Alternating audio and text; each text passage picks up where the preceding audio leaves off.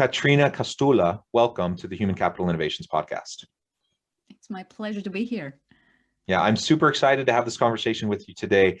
In preparation for this episode, I was reviewing some of the materials in your book, which we'll talk about a little bit later. And you have a lot of expertise in the area of successful meetings and team management. So pulling those two pieces together, we're going to be talking about how to hold successful meetings in a way that we can tap into the collective genius of our team to get the most out of each other, so we can support and help each other and ultimately innovate and create and develop a competitive advantage that will allow us to add value to the marketplace. So I'm excited to have this conversation with you today. As we get started, I wanted to share Caterina's bio with everybody. Caterina Kostoula is an executive coach and founder of the Leader Path, a leadership coaching company. She has worked as a global business leader at Google. She was also a 5-star rated internal coach. She has coached leaders and teams from Google, Amazon, Vodafone, Workable, as well as a number of startups. She's a member of the Forbes Coaches Council and coaches for InSeed and Holt Ashridge Business School. Her work has been featured in Forbes, Fast Company, and Thrive Global. Her book, Hold Successful Meetings, will be published by Penguin on 15th of April, 2021. So that's just around the corner in less than a month. And she holds an MBA in executive coaching master's from Holt Ashridge Business School and InSeed. Great to have you with me. Thank you so much for joining us. And anything else you would like to share by way of background, personal context as relates to the conversation today, or just to let the listeners know a little bit more about you? Yes, I think regarding to our conversation, you said my expertise lies in successful meetings and leading teams. And I have to say, it all started by me hating meetings when I was an employee. I raised my hand to that. That's me as well. Yes. So I think the backstory to developing this expertise, I actually left my corporate life behind thinking I'm free of meetings. That's it. And up to this day, I have to say, I like the meetings to be few. I have 2 meeting-free days. But then as I was starting coaching teams, I loved team coaching. And it was only after a while that I realized I love team coaching. It's such a fulfilling experience, like getting a team together, having the difficult conversations, just developing a sense of belonging. And then it dawned on me, but team coaching sessions are meetings too. Why do we hate the one and we love the other? And I think that's where the curiosity came into, let me explore this. Can we get what I learned in team coaching? Can we put it in meetings and vice versa? Yeah, well, I love that. And a lot of what you just said resonates with me. Now, obviously, there's so many things that we do that we can label as meetings, right? I think when we often think about those really just boring, almost seemingly useless, pointless meetings where you're just banging your head against the wall and you're like, why in the world are we doing this? This could have been an email, or whatever the case may be.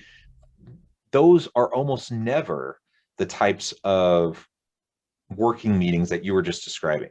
As you're doing coaching sessions or you're trying to help teams work through team dynamics or understanding how to work better together, there's elements of those types of meetings that make them meaningful, impactful, and that's why we don't mind those meetings, but we hate the meetings that just seem aimless and we don't really know why we're even there, and it just seems like a complete waste of time. And I think pretty much universally everyone hates those kinds of meetings.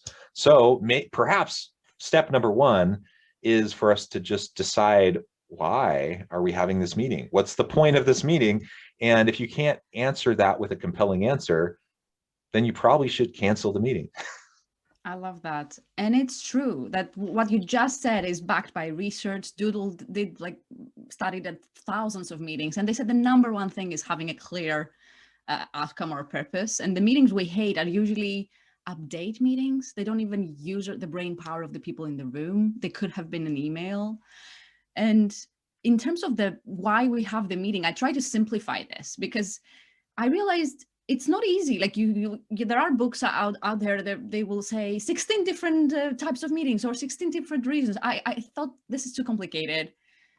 my motto is actually saying we should only have meetings for 4 reasons.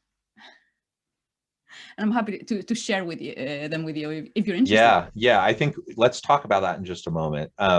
So for compelling reasons to hold meetings, absolutely. Let's explore that.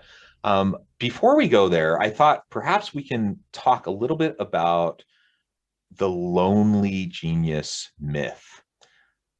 Can you tell us a little bit, describe that a little bit for listeners? What is that? Why is it important? Why are we spending some time talking about it? Yes. So this is a lot of my clients. I realized, and myself, when I left Google to build my own company, I really wanted to be a solopreneur. And even when I started outsourcing, I still held all the idea generation, all the decision making in my business, and I really, that was my vision. I really wanted to simplify my life. But even leaders of big companies that I was coaching, they were still acting a little bit like solopreneurs, and they would come to me and say, "Oh, the weight of the world is in my shoulders. I don't know why this team is not innovative, is not bringing ideas. I think I need to drive this ship." So I realized this is a common misconception, that we put a lot of the weight of the idea generation, the decision making, in ourselves as leaders. And it only hit me when I saw the data. So there's been some research around more than 19 million scientific papers for 50 years, like 3 professors from Northern University. They saw every scientific paper ever, right, for 50 years, and 2 million patents. And they realized the ones that were submitted by a team were cited more than twice as often as that of individuals. And when I read that, I was like, wow, that's undeniable. It's an undeniable fact that leveraging the power of the team will help you have the results you want. Will help you have the impact you want. So for me, that's when the shift in my business and in my mindset came. The lonely genius is a myth. Actually, as much as you're competent and smart and you're good at what you do, you need other people's ideas, you need diversity, and you will see a lot of the creative partnerships, like the Wright brothers when they developed the airplane. You need people to challenge your thinking. So that's why the lonely genius is a myth. Yeah, it really, it can be hard because a lot of times when you think about the emotional intelligence side of the equation, when you're working collaboratively with other people, some of the most intelligent, and we could say even genius individuals, don't always work the best with other people, right? And so it requires a level of kind of intellectual humility to recognize that, yes, I'm capable, I'm smart, I have expertise, but if I join forces with other people, that it will actually improve what I could produce all on my own. And it sometimes it takes more time. You know, I work on a lot of solo projects, but I also work on a lot of collaborative projects.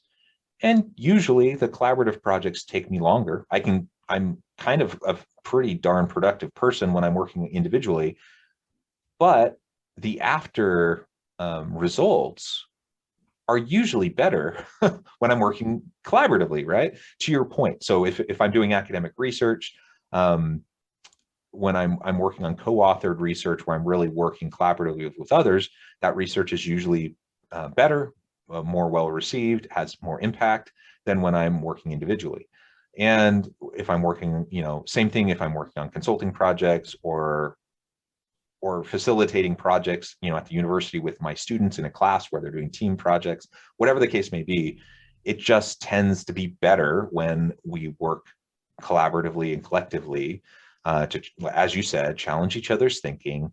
And it tends to create just better, creative, innovative outcomes that are often, you know, through that synergy of collaboration that is just beyond what even one individual genius will often produce. So I love your focus on that. And I think it taps really into this the rest of our discussion today about effective teams and how you can facilitate effective teams through effective meetings. Because ultimately, you know, the lone wolf genius who can do really great things, that's wonderful. And we can try to support individuals in part of their work and part of their time to do that kind of work. But how do we better bring those people together, especially those people that may not be naturally self-inclined towards, working collaboratively, working with other people. Maybe they feel like they're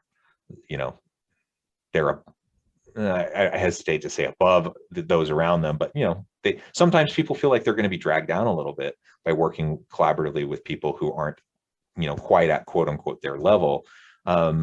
So that's something to set aside for a moment, and I think we'll be able to connect that back into our conversation as we go a little bit further. Okay, so let's now move into teams, and you mentioned the 4 main reasons why you should hold a team. What are those reasons, as you've seen through your own experience and through research, and then we can go from there. Sure. Although I feel this desire to comment on what you just said. Oh, sure. Is that Absolutely. okay? Yep. So I love what you said, and it reminded me of the African proverb of, if you want to go fast, go alone. If you want to go far, go together. It's exactly what you shared as your experience. But I think what you said was right. First, you need a team of A players, right, for collaboration to work. You need to hiring, recruiting, choosing who to partner with. But then the problem I've seen is that if you lack this intellectual humility, you intimidate the people around you. And if you intimidate them, they will not bring good ideas, which will reaffirm your perception that you're the only one bringing the ideas. So even if you have competent people, if they don't feel safe enough to bring ideas and use as you'll just into this vicious circle that you have all the weight of the world in your shoulders. Yeah, that's right. And I'm thinking, as you said that, I'm thinking of one particular individual that I've worked closely with in the past who just really popped to the forefront. And this person is so intelligent, so capable, so competent, but they just don't play well in the sandbox with people. And they just always think they're the smartest person in the room, and they kind of talk down to people. And it does become a self-fulfilling prophecy, because nobody wants to say anything when they're in a meeting with this person, not because they don't have ideas, not because they didn't come prepared, but because this person tends to be condescending and tends to even at times be bullying, and nobody wants to work with them, right? And so yes, to your point, safety is vital, and there are ways we can do that and build in that safety as a leader facilitating effective meetings to make sure, or at least reduce the risk or the likelihood that those types of unhealthy dynamics will perpetuate themselves within our team. Absolutely. Are you ready for the 4 Ds? We're ready. Okay. So 4 outcomes, at least 1 of 4 to pursuing your meeting. They all conveniently start with a D. First, define a problem or a goal. Second, develop ideas. Third, decide or do. How do those sound? Like I can go in and explain those, but those are great. Let's briefly just go into each of them, and then I think we can tie that back into teams within those meetings. Sure. So define a problem or a goal is to align everyone where we are, where do we want to go, what's the problem we need to solve to get there. And so many times, because I've observed tons of team meetings, we're not solving the right problem. And that's why we're going in circles and we're wasting time, or we're not aligned on what success looks like. So that's something I think it's important. It can be easier done in a meeting because everyone shares their perception, what success is, what the real problem is. You can go deeper. After you've defined the problem, as you can see, these are 4 outcomes, but they're also steps in a process. So actually you can have more effective meetings if you follow the steps and rather than chaos, because a lot of the chaos is happening because one is defining the problem and the other is on the solutions, right? That's what the chaos comes from. The second is develop ideas. And what we're doing, the mistake we make here is we use the traditional brainstorming, which doesn't work. There's a lot of research that it doesn't work. You actually need to let people ideate individually first, for tons of reasons, for social anxiety they may have, or production blocking. Like if you're listening to other people's ideas, you're not producing. Like the simple tip I would have here for our listeners is have them ideate first. Like I did a meeting with my team. It was mostly silent on Friday. I was saying, okay, this is this problem. Write ideas individually first. Then let's type them all in a doc, and then let's get inspired by other people's ideas and add things in the doc. It was a 45-minute ideation, silent, and it was clear the outcome was a list of ideas.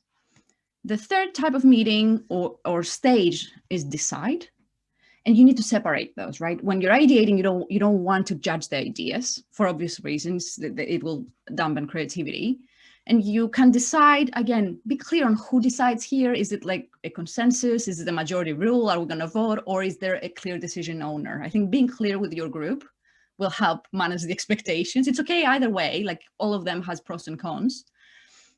And then in decision, have productive conflict, what we said before. I encourage people to disagree so you can make a good decision.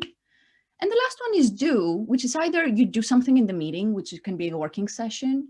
It can be an inspire action meeting, like when you're given a sales meeting is a do meeting because your outcome should be an action in the end. Inspire action or action planning. Like when I meet with my assistant every week, it's a do meeting because we're going through what are we going to do? So you can plan for action, but the outcome is someone needs to do something, and that's why we're having this meeting. Yeah, that is so great.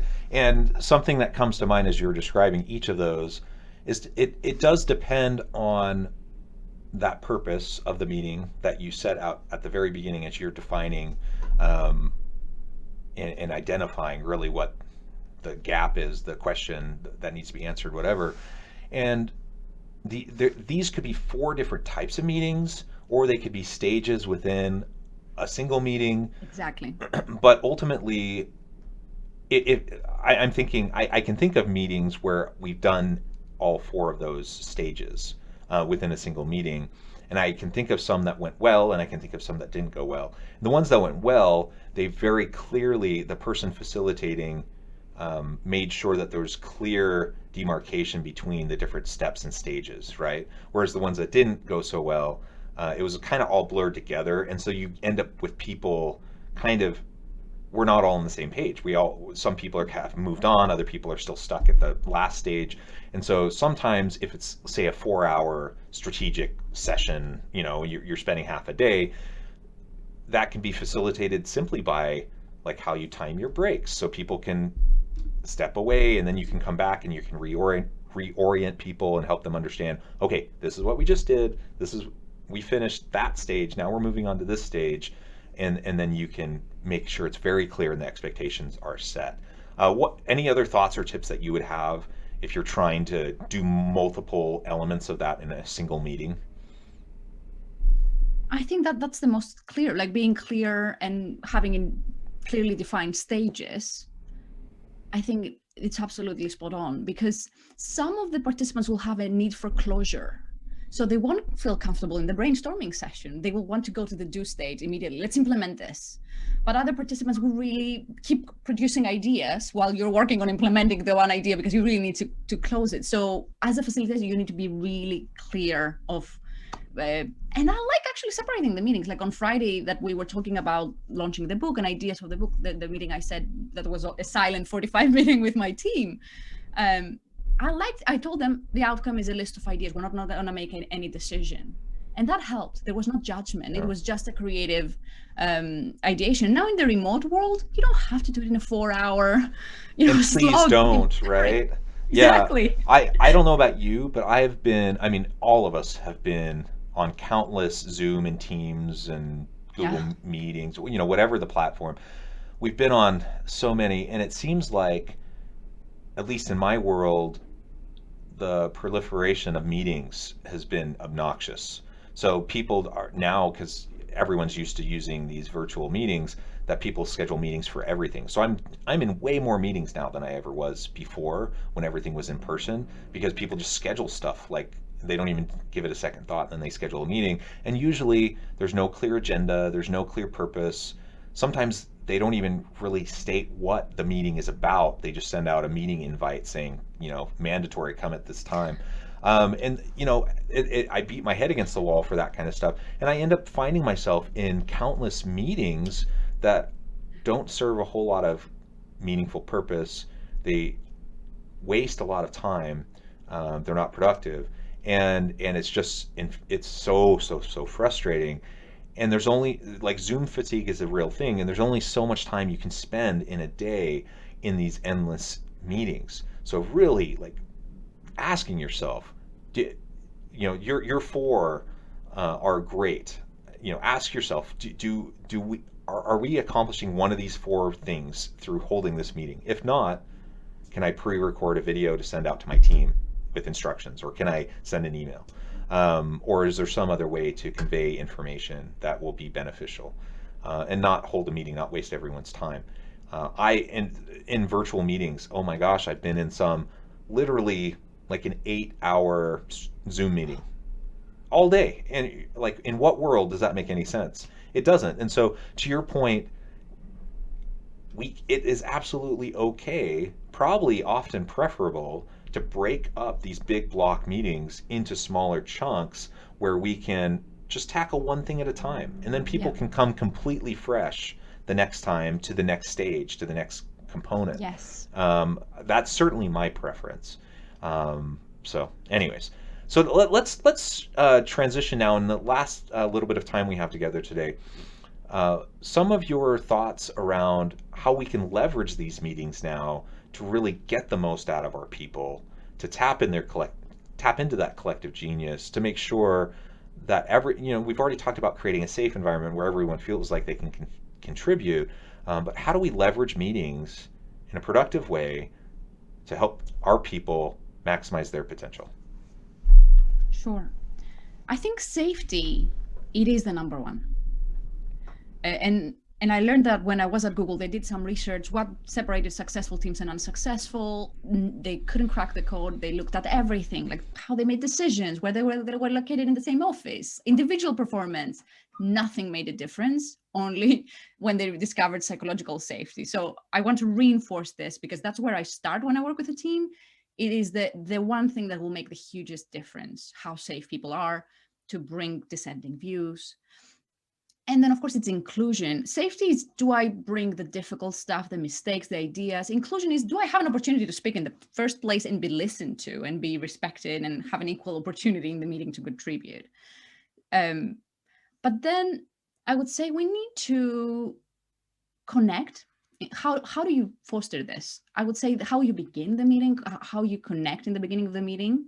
And I know we're like in this world when we want to get down to business. But research says even 5 minutes of personal connection will make tons of difference, because we're humans, right? So you need to spend some time in the beginning for personal connection, spend some time to show, because people in their minds, when they're joining the meeting, first, why am I here and why should I care, which we covered in the purpose. And the second question is, do I belong here? And we need to answer that question to make sure everyone can contribute in their best ability by showing vulnerability if you're the leader as well, sharing your mistakes, for example, and then showing empathy, acceptance, appreciations. And the reason I wrote a book about meetings, even though I used to hate meetings, is because it's easier for us leaders. Like, it's hard to say, be a great leader all the time. But it's easier to say, you know what, how many hours am I in meetings with my team today? Is it a couple of hours? Can I make those really count? Because it's the first domino that will have a knock-on effect in your business, in your team's performance. We cannot be the perfect leader 8 hours a day. I think but you can do it for 2 hours a day that you're in a meeting with your team. Yeah, and it sets the tone, right? Yes. For everything else and for all the other interactions. And so I completely agree. I think that's a really great way to frame it and to approach it. And that human element and the vulnerability is key, especially during times of, we're in the middle of a pandemic and there's social unrest and political unrest. I mean, there are challenging things that everyone's facing, and to just be able to acknowledge that. You don't need to ruminate on it. You don't need to spend tons of time in every meeting. There might be times where you hold a meeting just to have open conversation about those sorts of things, to open up dialogue. Most of the time, though, you don't need that, but you do need to hold space to recognize that people have complex lives, messy lives, and work is just one piece of it. And oftentimes we think we're holding this work meeting, everyone just focus, this is the main thing, and don't let all that other stuff out there distract you. Well, I mean, that's not a human approach, and ultimately you'll undermine your own effectiveness as a leader if you never have those opportunities to connect genuinely and authentically with your people and help them to feel safe and heard, and all the things that you just mentioned. Well, it has been a real pleasure talking with you. I recognize we're almost to the end of our time together. I did want to give you a chance before we close to share with listeners how they can get connected with you, find out more about your upcoming book and your business, and anything else you would like to share by way of final comments on the topic for today. Of course. So the book is called Hold Successful Meetings. It is part of the Penguin Business Expert series, and it will be from 15th of April everywhere where books are sold. You can connect with, I have prepared a lot of bonuses and a quiz to find out how successful are your meetings in www.theleaderpath.com/meetings. Theleaderpath.com is my company. And out of social media, I mostly hang out on LinkedIn. So if you'd like to personally connect with me, I'd love to meet you there. Perfect. Well, thank you so much for joining me today. This has been a fascinating conversation. I mean, we've really only just begun. We could continue down this path for a long time, but I encourage listeners to reach out, get connected, find out more about what Caterina and her company can do for you, and check out the book. And as always, I hope everyone can stay healthy and safe, that you can find meaning and purpose at work each and every day. And I hope you all have a great week.